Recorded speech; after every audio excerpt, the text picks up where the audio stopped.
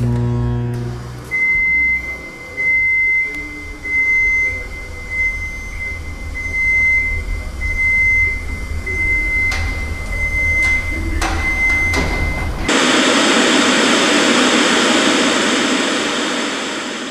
it's kind of a fantastical, mechanic, organic construction spitting out this white noise, or the monitors that you can see are spitting out these little dots of static information that are kind of just like the information that's floating around all the time around us.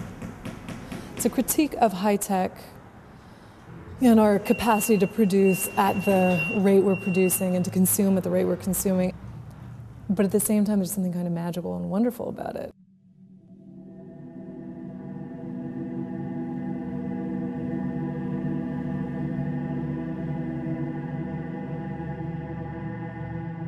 It's a little bit playful and a little bit really dangerous and something you don't want to get stuck inside of, but I think that that's where we are right now.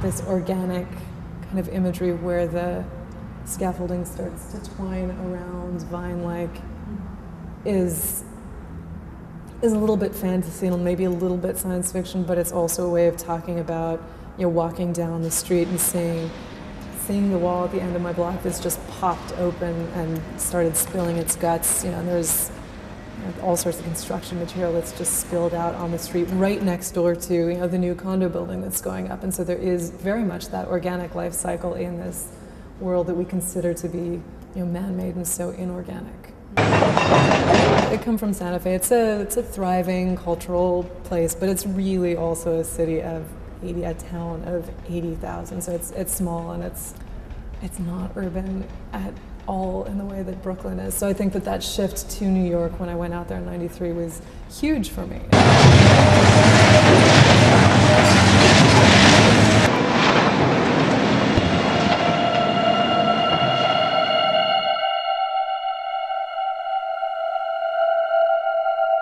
So I definitely draw on science fiction, and both in literature and in movies. I mean, there's some great movies with some amazing imagery of, you know, of urban environments. So you think Blade Runner, classic, you know, Metropolis.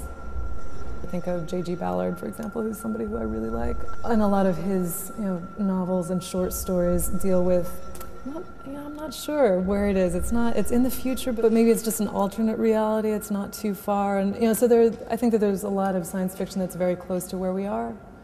And that's where I would kind of place the work.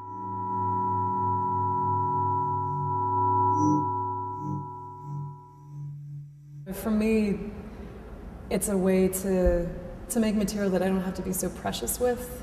Mm-hmm. And that for me is really important, because I tend to, you know, I can get really obsessive and just not want to ruin something that I've spent days and weeks and months working on. But, you know, it's a print.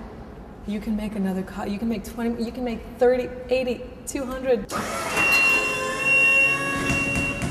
Making art is a life day-to-day choice as anything else, you know, and for me I enjoy that whole process. So there's a great amount of just pleasure I get from the making process, but I think it's also a way of injecting a real human hand, my human hand, back into that conversation.